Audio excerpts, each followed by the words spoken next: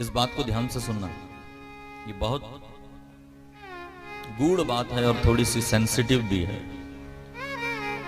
क्या कहा व्यास जी ने? नारद जी, अपुत्रस्य गतिर नास्ति, जिनके पुत्र नहीं है उनकी सदगति नहीं होती। ध्यान से सुनना,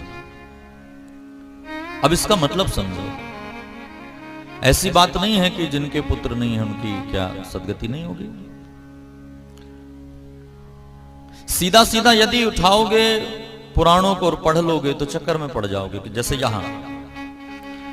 लेकिन जब गुरु की शरण में बैठ करके अध्ययन करोगे, स्वाध्याय करोगे, तो उसका अर्थ अपने आप निकलेगा।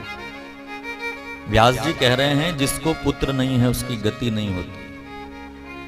इसका मतलब क्या हुआ कि जिनको पुत्र नहीं है वो मुक्त नहीं, माने हनुमान जी मुक्त नहीं हुए होंगे क्योंकि उनने तो विवाह नहीं किया, तो ब्रह्मचारी हैं। भीष्म पितामह ब्रह्मचारी, उनको भी कोई संतान नहीं। स्वयं भगवान लक्ष्मी नारायण को संतान नहीं। तो इसका क्या अर्थ हुआ? इसका अर्थ यह है कि साधारण धरातल पर जो व्यक्ति जी रहा है उसकी बुद्धि में मरते समय यह बात आती है। क्या बात आती है?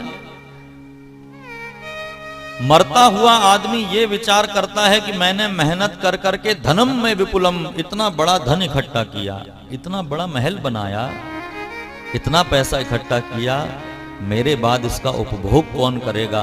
और जब वासना में फंस जाता है वो व्यक्ति, फिर वो मुक्त नहीं होता। इसलिए यहां लिखा कि जिसके पुत्र नहीं है, संतान नहीं, उसकी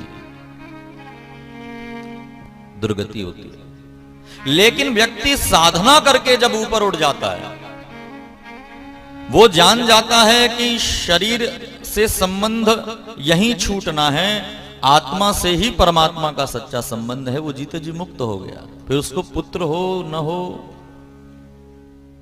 इसलिए समझने वाली बात।